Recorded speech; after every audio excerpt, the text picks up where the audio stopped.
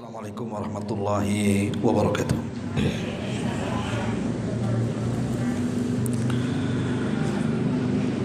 Bismillah wassalatu wassalamu ala Rasulillah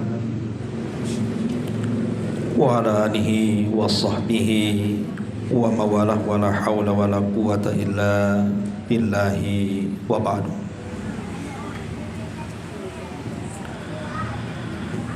Baik, kita lanjutkan. Kajian kita masih membahas kitab Bulughul Maram, dan kita masuk pada bab salat Idaini. Masih bicara soal salat dua Id, Idul Fitri dan Idul Adha. Kita masuk pada hadis kedua. Wa an Abi Umair ibni Anas an umumatin lahu minas sahabati anna rabban ja'u fashahidu annahum ra'awul hilala bil amsi fa'amarahumun nabiyyu sallallahu alaihi wasallam an yuftiru wa idha asbahu an yaghdu ila musallahu. Rawahu Ahmad wa Abu Dawud wa hadha lafduhu wa isnaduhu sahihun.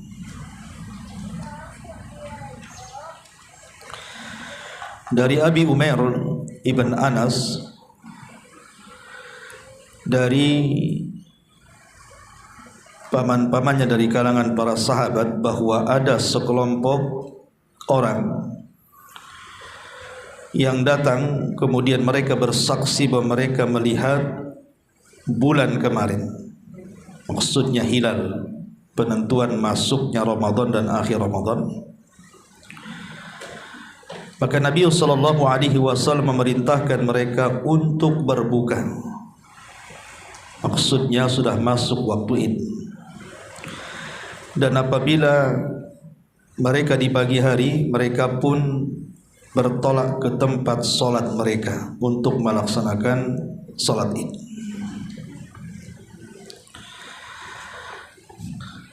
Ma'asyiral muslimat yang dimuliakan Allah Subhanahu wa taala, hadis ini bicara soal penentuan awal dan akhir bulan Ramadan, bahwa penentuan awal dan akhir Ramadan itu ditentukan dengan ru'yatul hilal, melihat bulan. Sekarang kita sudah memasuki akhir daripada bulan Sya'ban. Nanti pada tanggal 29 Sya'ban, maka seluruh kaum muslimin satu dunia mereka akan mulai melihat bulan. Kalau pada tanggal 29 Sya'ban bulan itu terlihat, berarti 30 Sya'bannya masuk satu Ramadan. Tapi kalau seandainya tanggal 29 Sya'ban tidak terlihat, berarti Sya'bannya digenapkan 30 hari, baru setelahnya satu Ramadan. Karena penanggalan Hijriyah itu tidak mungkin lewat dari 30. Lain kalau Masehi ada 31-nya. Kalau Hijriyah tidak ada. Kalau tidak tanggal 29, tanggal 30 saja. Lah di sini ada anjuran Nabi sallallahu alaihi wasallam, apabila kita tahu bahwa pemerintah menentukan bahwa besok puasa, maka kita dianjurkan untuk melafadzkan sebuah doa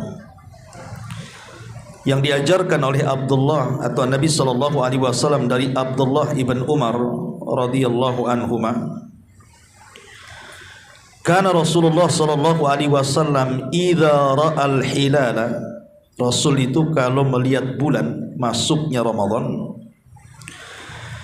qala, maka dia berkata Allahu Akbar, Allahumma ahillahu alaina bil amni wal iman was salamati wal islam wat taufiq lima tuhibbu rabbuna wa tarda. Rabbuna wa rabbukallahu azza wa jalla. Rawahu Tirmidzi. Dari Nabi SAW kalau melihat bulan, artinya bulan sudah terlihat, besok berarti masuk 1 Ramadan, maka Nabi SAW bertakbir. Kemudian Nabi SAW berdoa, Allahumma ahillahu alaina bil amni wal iman. Ya Allah, semoga bulan yang tanpa ini, masuknya Ramadan, membawa keamanan dan juga keimanan. Wassalamati wal islam, dan keselamatan serta keislaman. Wat taufiq lima tuhibbu rabbuna wa yarda, dan membawa taufik terhadap apa yang kau sukai wahai Rabb kami dan kau ridai. Rabbuna wa rabbukallah, Rabb kami dan Rabb engkau adalah Allah subhanahu wa ta'ala. Hadis ini dikeluarkan oleh Al-Imam At-Tirmidzi. Walaupun secara sanad sebagian ulama melemahkan seperti Syekh Nasiruddin Al-Albani rahimahullahu ta'ala, akan tetapi secara lafaz kalau kita gunakan untuk berdoa ini sangat bagus sekali. Begitu kata para ulama. Jadi kalau kita melihat hilal atau pemerintah menentukan besok 1 Ramadan, maka ibu dianjurkan berdoa, Allahumma ahillahu alaina bil amni wal iman was salamati wal islam wat taufiq lima tuhibbu rabbuna wa tarda rabbuna wa rabbukallah. Hafal bu? Ya, kan mudah itu, bukan susah ya. Karena lihat kandungan isi doa ini luar biasa. Doa ini luar biasa. Pertama di sini kita meminta kebaikan kepada Allah dengan munculnya hilal Ramadan. Apa kebaikan yang kita minta kepada Allah? Pertama bil amni, dengan keamanan. Coba ibu bisa lihat di Gaza hari ini. Kita bisa bayangkan macam mana mereka menghadapi Ramadan. Coba. Mereka sudah pusing duluan gitu. Untuk makan saja mereka sudah puasa. Padahal di luar Ramadan mereka sudah puasa itu karena nggak ada yang dimakan. Macam mana pula masuk Ramadan? Itulah negeri yang tidak aman. Ibadah pun susah. Walaupun di sisi lain tentu mereka banyak keutamaan dibandingkan kita. Tetapi kita lihat bahwa nikmat aman itu adalah nikmat terbesar dalam Islam. Makanya Allah subhanahu wa ta'ala ketika menceritakan di dalam surah Quraisy, bagaimana Allah subhanahu wa ta'ala berfirman kepada penduduk Quraisy, li'ilafi Quraisyin ilafihim rihlatash syita'i was-sayf falya'budu rabb hadzal bait alladzi at'amahum min ju'in wa amanahum min khauf. Di sini ada kalimat Allah berikan keamanan kepada mereka setelah mereka dilanda rasa takut. Dengan nikmat aman itulah orang-orang Quraisy bisa berniaga dengan jarak yang sangat jauh ke Yaman dan Syam, Palestina sana. Yang tak jarang di tengah jalan itu terkadang mereka harus menghadapi panas teriknya matahari, kemudian susahnya jalan di padang pasir, belum lagi para perompak padang pasir, macam-macam. Tetapi Allah berikan keamanan.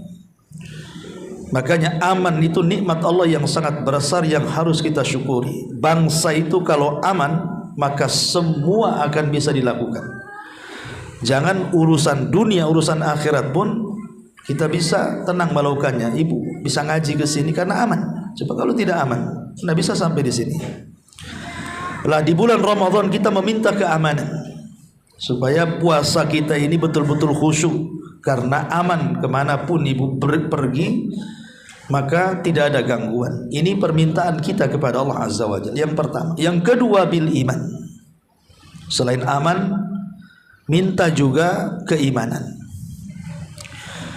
Karena kalau seseorang sudah dipenuhi hatinya dengan iman, iman inilah yang menggerakkan badanmu. Kenapa ibu bisa sholat, bisa puasa, bisa sedekah, bisa baca Quran, bisa berzikir, bisa ibadah macam-macam lah. Itu yang menggerakkan itu iman. Kalau enggak ada keimanan, macam mana kemudian orang itu akan tergerak untuk melakukan amal soleh? Makanya di dalam Al-Quran itu selalu digandingkan amal soleh itu dengan keimanan. Dan Allah dahulukan iman baru amal soleh. Karena yang menggerakkan amal soleh itu iman. Wal asri innal insana lafi khusrin illa alladhina amanu baru wa amilu salihat. Jadi yang menggerakkan amal soleh itu iman. Jadi kalau seandainya di bulan Ramadan hati kita dipenuhi dengan keimanan, ibadah apapun di bulan Ramadan itu kita bisa melakukannya. Dan iman itu bisa bertambah dan berkurang. Kalau semakin taat maka semakin bertambah. Kalau kita bermaksiat maka semakin berkurang keimanan. Jadi ini yang kedua. Pertama minta keamanan, yang kedua minta keimanan. Karena dua-duanya adalah ketenangan. Baik aman atau iman. Kalau aman bicara soal negeri. Kalau iman bicara soal individu. Jadi kita dengan iman merasa aman dan negara juga aman. Kalau aman dua-duanya, enaklah kita beribadah kepada Allah Subhanahu wa taala. Kemudian yang ketiga, bisalamati wal Islam. Yang ketiga bicara soal keselamatan. Maksudnya keselamatan di sini adalah minal afati wasyurur. Selama di bulan Ramadan itu kita meminta kepada keselamatan dari afat. Afat itu sesuatu yang bisa menghancurkan ibadah kita, ataupun syurur, keburukan. Jangan sampai di bulan Ramadan itu banyak keburukan-keburukan yang menimpa kita sehingga menghalangi ibadah kita. Ya, seperti umpamanya kesehatan, ataupun mungkin masalah-masalah ekonomi, ataupun masalah-masalah rumah tangga, anak-anak, tetangga, dan begitu seterusnya. Jangan sampai datang keburukan kepada kita. Kemudian juga wal Islam. Dan Islam di sini artinya diberikan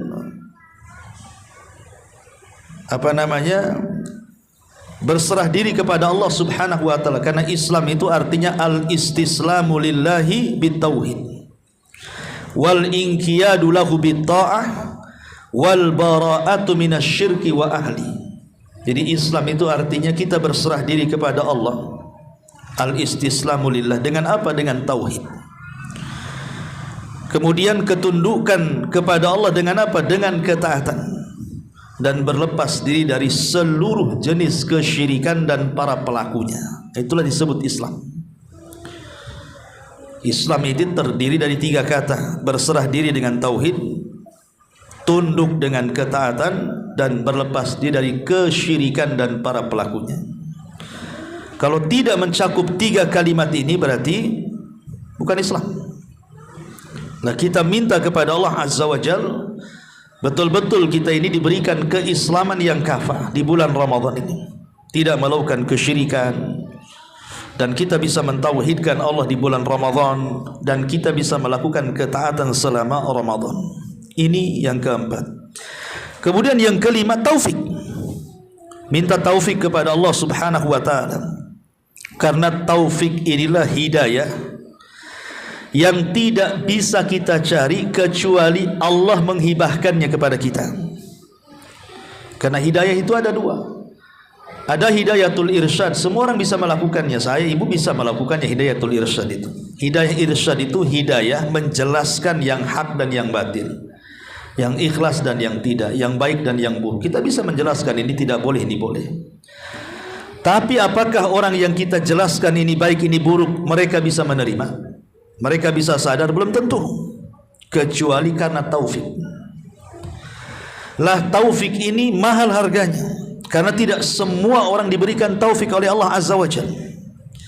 Termasuk yang menggerakkan iman, yang menggerakkan amal saleh, yang menggerakkan ibadah, kemudian masuk ke dalam Islam secara kafah itu semua karena taufik.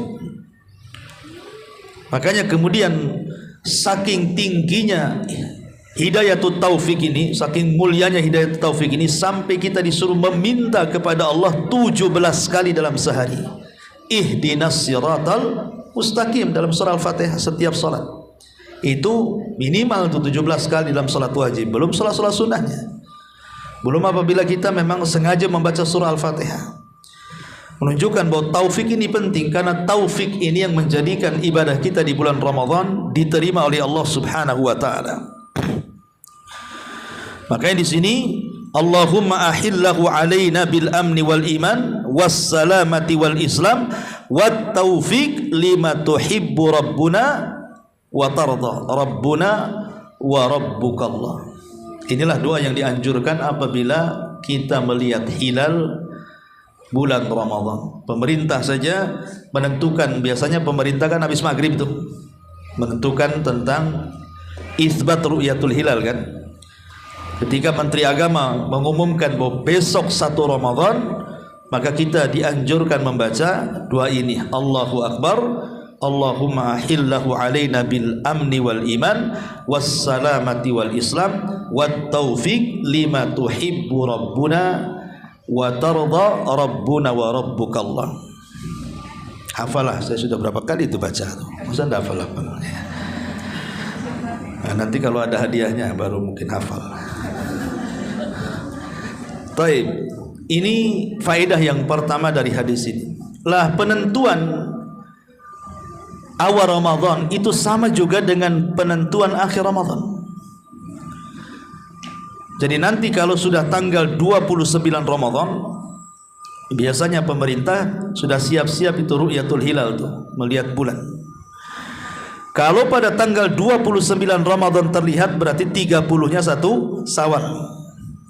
Tapi kalau tanggal 29-nya kok mendung, tidak terlihat bulan, atau mungkin memang sama sekali tidak terlihat, maka digenapkan Ramadannya 30 hari, baru setelahnya 1 Syawal. Lah di sini dalam hadis ini Nabi SAW memerintahkan para sahabat untuk Idul Fitri ketika ada sekelompok rombongan orang memberitahu mereka melihat bulan. Maka Rasul langsung merintahkan mereka untuk berbuka dan besoknya langsung melaksanakan salat Id. Lihat, sesederhana itu. Walaupun terjadi silang pendapat apakah satu orang yang melihat bulan itu cukup dijadikan hujjah atau tidak. Sebagian pula mengatakan cukup. Walaupun satu orang dan dia diambil sumpahnya bahwa dia melihat bulan, itu sudah cukup. Tapi alhamdulillah dengan nikmat Allah Azza wa Jalla, sekarang kita memiliki alat-alat gitu ya, yang bisa meneropong dan bisa melihat bulan. Yang tidak bisa dilihat oleh kedua mata, dengan alat itu kita bisa melihatnya. Yang jadi masalah adalah ulama fikih itu membuat bab yang disebut dengan ikhtilaful matali. Kalau ibu baca kitab fikih, ketika bicara soal melihat bulan di bulan Ramadan itu ada bab namanya ikhtilaful matali, perselisihan soal melihat bulan. Apakah satu dunia itu satu poros, di mana Saudi melihat satu dunia harus ikut Saudi, Indonesia melihat satu dunia harus ikut Indonesia, Malaysia melihat satu dunia harus ikut Malaysia? Apakah satu dunia itu satu poros? Ataukah masing-masing negara memiliki kebijakan melihat masing-masing? Indonesia tidak harus ikut Malaysia, Malaysia tidak harus ikut Saudi, Saudi tidak ikut negara-negara lain. Ini yang menjadi kemudian perselisihan panjang para ulama, yang akhirnya kemudian ada di satu negara itu ada yang Ramadannya ikut pemerintah, ada yang Ramadannya ikut Saudi. Pokoknya Saudi melihat kami puasa, padahal pemerintah besok memanjakan karena digenapkan.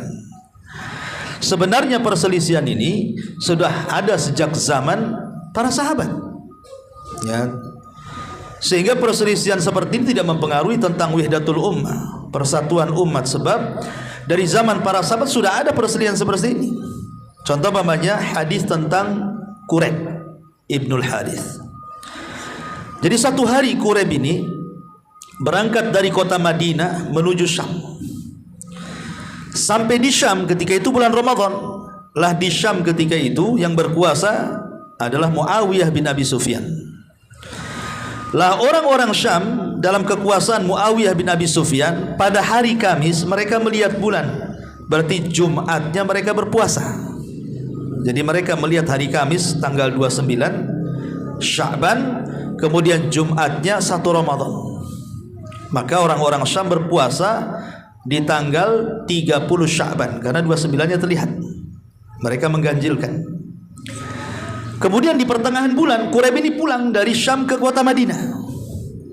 Di kota Madinah berjumpa dengan Abdullah ibnu Abbas radhiyallahu anhuma.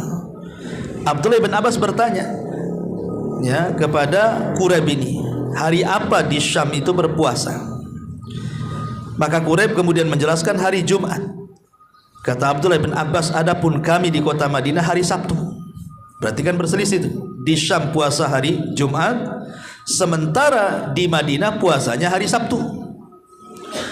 Jadi Quraib ini menyanggah perkataan Abdullah ibn Abbas dan mengatakan, tidak cukupkah dengan melihatnya Muawiyah kepada bulan? Artinya kenapa kalian tidak ikut Syam?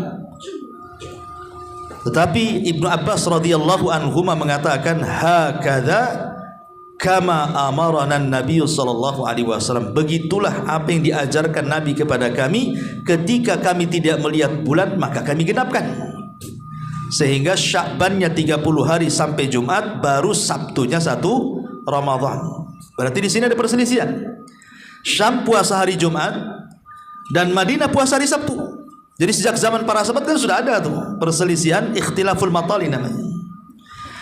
Lah yang seperti ini sebenarnya ketika membahas oleh para ulama, kenapa sampai seperti ini? Bukankah hadis Nabi SAW tegas-tegas mengatakan, sumu li ru'yatihi waftiru li ru'yatihi, puasalah apabila melihat bulan dan berbukalah, maksudnya beridlah ketika melihat bulan. Ini kan umum. Berpuasalah kalau kalian melihat bulan, artinya dimanapun melihat bulan maka barat, timur, utara dan selatan harus mengikut kepada yang melihat bulan. Kan jelas hadisnya. Ataupun beridul fitrilah apabila melihat bulan, artinya tidak disebutkan kalimat masing-masing negara kan. Yang penting negara mana melihat puasa. Lah dari sini para ulama mengatakan bahwa hadis yang mengatakan puasalah karena melihat bulan ini ada dua kemungkinan makna. Makna yang pertama seperti tadi pemahamannya, bahwa satu dunia satu poros. Ketika satu negara melihat, semua negara ikut kepada yang melihat. Tapi ada juga memahami bahwa maksudnya puasalah karena melihat bulan itu dikembalikan kepada negara yang melihatnya berdasarkan hadis Quraib tadi, bahwa masing-masing negara itu punya kebijakan melihat sendiri-sendiri tanpa mengikut negara yang lain. Ya, Indonesia punya kebijakan melihat sendiri, tidak harus melihat Malaysia, Brunei atau negara-negara Islam yang lainnya. Jadi ini masalah perselisihan para ulama soal ikhtilaful matali. Jadi tidak aneh kalau seandainya kok ada orang ikut Saudi, boleh jadi dalilnya sama masalahnya. Itu juga dalilnya, cuman pemahaman yang berbeda.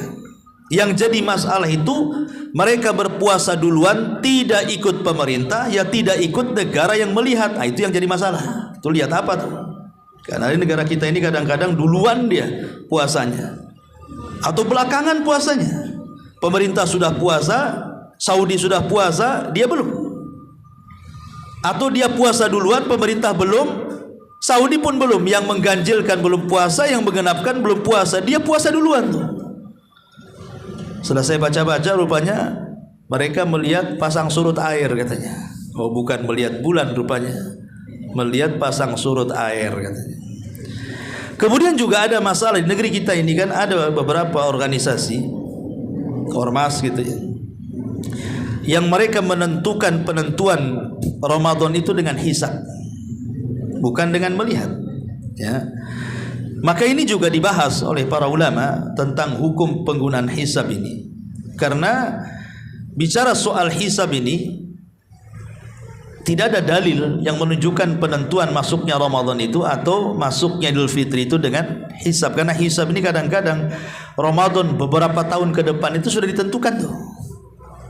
Sudah ada kan tanggalnya, sudah bisa ditentukan. Masyarul muslimat yang dimuliakan Allah Subhanahu wa taala, kita tahu bahwa Allah Subhanahu wa taala kan sudah menjadikan banyak tanda-tanda kuasa seperti adanya matahari dan bulan itu kan untuk menentukan waktu. Seperti namanya matahari menentukan waktu-waktu sholat. Dengan melihat matahari kan kita lihat masuknya waktu sholat atau tenggelamnya.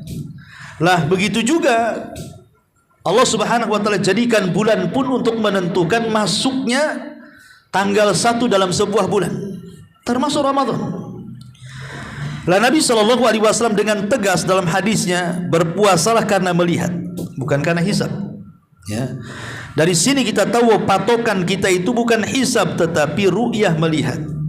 Kalau hisab itu hanya dijadikan untuk membantu ru'yah, tidak ada masalah.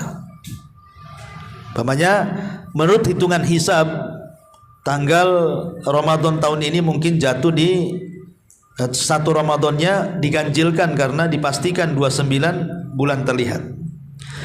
Lah kita tidak boleh kemudian menentukan dengan hisab saja, tetapi kita harus juga melihat, menentukan. Karena hisab ini bisa meleset, bisa pas. Namanya hisab, perhitungan. Kadang-kadang dalam hisab itu 29 terlihat, ketika betul-betul dilihat dengan alat rupanya tidak terlihat. Ya, sekian derajat tidak bisa dilihat umpamanya.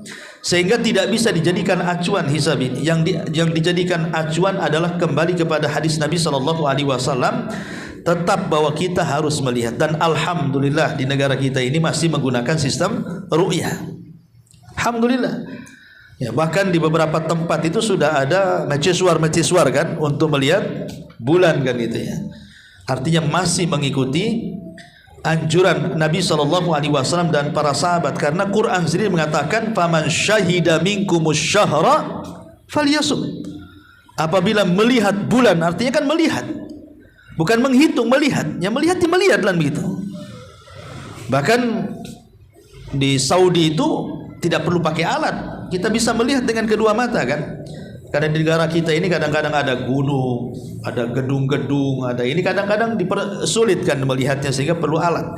Tapi di beberapa negara di daerah gurun pasir itu paling mudah melihat itu, tidak perlu pakai alat gitu ya. Ya artinya Islam itu sebenarnya tidak mempersulit orang. Karena kalau ilmu falak ini tidak semua orang bisa. Mereka harus belajar. Ya kalau tidak belajar mana paham ilmu falak kita. Ya, tetapi kalau melihat ini orang awam pun bisa melihat. Siapapun yang punya mata dan tidak buta bisa melihat. Itu ya maksudnya. Nah, Islam ini agama mudah. Nah sekarang kalau umpamanya ada orang hidup di gurun pasir, mereka tidak paham hisab, bagaimana cara menentukannya? Makanya Islam itu agama mudah, cukup dengan melihat saja kita sudah bisa menentukan besok Ramadan atau tidak. Maka disebutkan bahkan oleh sebagian lajnah daimah mengeluarkan fatwa masalah ini, bahwa penentuan hisab, penentuan melihat besok Ramadan atau tidak itu adalah dengan sistem ru'yah, bukan dengan sistem hisab. Taib itu seputar ikhtilaf al-matali. Taib kita masuk pada hadis ini tentang hadis Abi Umair ibn Anas ini, anna rabban ja'u, bahwa ada sekelompok orang mereka datang, fasyahidu, mereka bersaksi, annahum ra'awul hilala bil amsi, bahwa mereka melihat bulan kemarin. Fa amarahun Nabi sallallahu alaihi wasallam an yuftiru, maka Rasul sallallahu alaihi wasallam langsung memerintahkan para sahabat untuk berbuka, artinya masuk Idul Fitri. Melihatnya kemarin, hari ini kata Rasul jangan puasa, buka kalian. Maka wa idza, keesokan harinya, wa idza asbahu, ketika mereka di pagi hari, maka Nabi sallallahu alaihi wasallam mengajak para sahabat untuk berangkat ke tempat salat. Musalla itu artinya tanah lapang. Tanah lapang, karena hadis nanti di hadis terakhir dari Bulughul Maram akan menjelaskan tentang salat Id dalam masjid. Tetapi hadisnya lemah. Walaupun secara fikih ulama berselisih pendapat tentang sholat id di masjid dengan di tanah lapang gitu. Mazhab Syafi'i mengatakan lebih baik di masjid kan lebih bersih. Tapi mazhab yang lain berdasarkan sunnah Nabi SAW dan hadis-hadis yang sahih, sholat id itu dilaksanakan di musola. Musola itu tanah lapang artinya kan, karena bagaimanapun akan lebih menampung banyak orang, termasuk juga keluar dari perselisihan ulama soal wanita haid boleh sholat atau tidak. Sebab kalau di masjid kan perselisihan ulama, wanita haid tidak boleh. Ada yang mengatakan tidak boleh, mengatakan boleh kan. Tapi kalau tanah lapang kan tidak ada masalah. Datang aja ke tanah lapang. Baik mereka sholat atau tidak, yang jelas mereka mendengarkan khutbah. Dan itu bentuk id, mereka berkumpul di tanah lapang sehingga berjumpa salah satu yang lainnya. Di sini ada masalah tentang idza aliman nas anna yaumahum idun athna'a dzalikal yaum. Pamannya ibu menyangka hari ini belum id. Mungkin hidup di mana gitu, hidup di hutan atau apa mungkin kan, atau penanggalan ya. Mungkin dia disuruh jaga kebun, kita tidak tahu juga kan. Orang-orang sholat id dia sangka masih puasa ya, setelah mamanya siang atau sore baru dia mendapatkan kabar bahwa hari ini sudah id gitu ya. Maka disebutkan di sini oleh Al-Hafidz Ibnu Rajab Al-Hambali rahimahullahu taala, wa amma idza lam yu'lam bil idi illa fi athna'in nahar. Adapun kalau tidak diketahui bahwa hari ini id kecuali setelah datang siang hari, fa in ulima bihi qabla zawali syamsi kharaju min waqtihi wa sallu salatal id. Kalau mereka mengetahui bahwa salat idnya itu sebelum duhur, maka mereka disyariatkan salat id hari itu juga. Pemanya tahunya sebelum duhur, jam 10 tahu, atau jam 11, pokoknya sebelum duhur lah, sebelum matahari itu zawal ke arah barat gitu ya, tergelincir ke arah barat. Maka sebelum salat duhur berarti masih disyariatkan salat id, langsung salat kita ya. Tetapi wa in syahidu ba'da zawal fi athna'in nahar, tetapi kalau mengetahuinya setelah duhur bahwa hari ini adalah hari id, faqala aktsarul ulama, maka kebanyakan para ulama berpendapat yakhrujuna minal ghad lis salati, nunggu esok lagi. Besok namanya kan ini sudah duhur, artinya waktu ini sudah habis. Berarti kapan salatnya? Besok lagi. Ya, besok pagi baru kita melaksanakan salat id. Lah ini juga berlaku kepada, mungkin ada beberapa orang yang bertanya kepada saya soal saya ikut pemerintah Ustaz, tapi ketika pulang kampung keluarga saya ikut organisasi tertentu. Kalau seandainya saya ikut pemerintah, maka akan jadi masalah dengan keluarga. Apalagi sholat id sendirian atau hanya satu keluarga, yang lain tidak, satu kampung menyelisih saya, tentu akan jadi fitnah ya. Maka ini pun pernah saya tanyakan kepada salah seorang ustadz juga yang lebih senior daripada saya. Maka dia mengatakan, menukilkan beberapa fatwa bahwa kita tidak perlu sholat, tapi kita cukup membatalkan puasa, karena bagi kita id, bagi mereka bukan belum. Lah keesokan harinya kalau mereka sholat baru ikut sholat, untuk menghindari fitnah gitu maksudnya ya. Kalau ada madaratnya jauh lebih besar ataupun maslahatnya lebih kecil, atau mungkin sebaliknya ya, orang ini ikut Saudi gitu, pemerintah pula beda kan itu ya. Ya, walaupun kata Syekh Albani rahimahullahu taala secara dalil sebenarnya mengikuti satu poros dalam dunia itu lebih baik, itu yang kuat. Tetapi karena akan terjadi perselisihan dalam sebuah negara, maka mengikuti pemerintah jauh lebih afdal untuk menyedikitkan perselisihan di antara kaum muslimin. Artinya secara dalil memang jelas berpuasalah apabila melihat bulan. Ini kan umum, dimanapun melihat bulan kita berpuasa kan, secara dalil memang kuat gitu ya. Tetapi karena ada maslahat, bila di sebuah negara kemudian terjadi perselisihan pendapat, maka sebaiknya yang menentukan adanya masuknya satu Ramadan dan berakhirnya satu Syawal, sebaiknya dikembalikan kepada pemerintah. itu lebih utama dan lebih bisa mempersatukan umat. Karena Allah Subhanahu wa taala berfirman, "Qul atiullaha wa atiur rasul wa ulil amri minkum." Taatlah kepada Allah dan Rasulnya dan kepada ulil amri, maksudnya kepada pemerintah. Ini hadis yang pertama. Tapi masuk pada hadis yang kedua. An Anasin qala kana Rasulullah sallallahu alaihi wasallam la yaghdu yaumal fitri hatta ya'kula tamarat. Akhrajahu al-Bukhari. Wa fi riwayatin mu'allaqatin wa wasala Ahmad wa ya'kuluhunna afrada. Dari Anas radhiyallahu an, Nabi sallallahu alaihi wasallam dia tidak akan berangkat untuk melaksanakan salat Idul Fitri sampai dia memakan beberapa butir kurma kering, tamar, ya. Dan dalam riwayat Ahmad juga wa ya'kuluhunna afrada, dan memakan dari kurma-kurma itu satu-satu. Di sini berselisih pendapat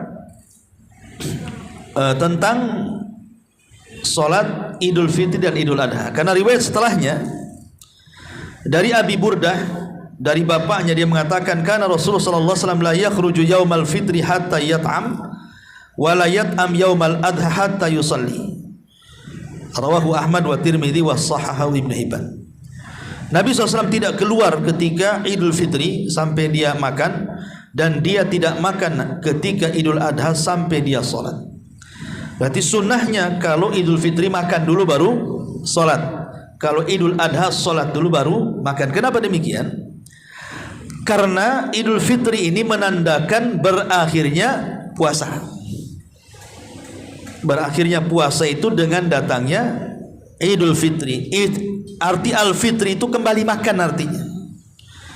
Sebab kita dilarang berpuasa ketika hari raya, untuk menunjukkan bahwa kita tidak berpuasa ketika hari raya, dan hukum puasa di hari raya itu haram hukumnya. Makanya kita makan dulu untuk menunjukkan hari itu tidak berpuasa. Dikhawatirkan kalau seandainya kita tidak makan, kemudian ibu sholat id, kelelahan tidur, nanti bangunnya pula malam kan gitu, berarti kan berpuasa tuh karena tidak makan kan. Lah dikhawatirkan jatuh kepada keharaman karena berpuasa di hari raya. Makanya kenapa disuruh makan dulu, untuk menunjukkan kita tidak berpuasa, kemudian berangkat gitu ya. Dan disunahkan juga memakan tamar, memakan kurma kalau ada kurma, ya kalau nggak ada ya nggak apa-apa. Cuman kurma ini memang buah yang luar biasa, karena memang faedahnya kurma, memakan kurma itu kan baik untuk lahir ataupun batin, itu semua faedahnya dapat. Termasuk ketika para ulama membahas tentang memakan 7 butir kurma di pagi hari, maka dia akan terhindar dari sihir dan racun dan segala hal yang membahayakan sampai sore hari. Ulama bahas apakah yang dimaksud hadis ini, dikhususkan kepada kurma Madinah, ya, atau disebut dengan ajwa, ataukah semua kurma? Ya, ada yang mengatakan bahwa dikhususkan kepada kurma ajwa. Kenapa? Karena sejarah ajwa itu dari sorga. Awal kurma ajwa Madinah itu dari sorga, di bawah Adam. Ya sekarang bukan, maksudnya kan awal bijinya, pertama kali kurma ajwa itu dari sorga. Sehingga karena awal sejarah kurma ajwa itu dari sorga, sehingga dikhususkan kepada ajwa. Tapi pendapat yang kuat, kata Imam Ibnu Utsaimin dan yang lainnya, bahwa kalau tidak ada kurma ajwa, maka berlaku kepada kurma-kurma yang lainnya. Jadi kalaupun tidak ada kurma ajwa, boleh kita mengkonsumsi kurma itu di pagi hari 7 butir, dengan diniatkan kita terhindar dari sihir, racun dan yang membahayakan. Jadi bisa pakai kurma biasa, bisa pakai kurma ajwa, walaupun tentu ajwa jauh lebih baik dibandingkan kurma yang lain, tapi tidak membatasi. Dan itu pendapat yang kuat, wallahu alam. Intinya bahwa sebelum berangkat sholat id, kalau Idul Fitri makan dulu, tapi kalau Idul Adha sholat dulu. Ya, Idul Adha sholat dulu. Kenapa? Karena setelah sholat kita merayakan kurban, ya, supaya termakanlah kurban-kurban itu, karena memakan kurban itu hukumnya sunnah. Makan itu hukumnya sunnah. Wallahu alam. Ini diantara 2 hadis saja. Kita buat tanya jawab saja. Silakan.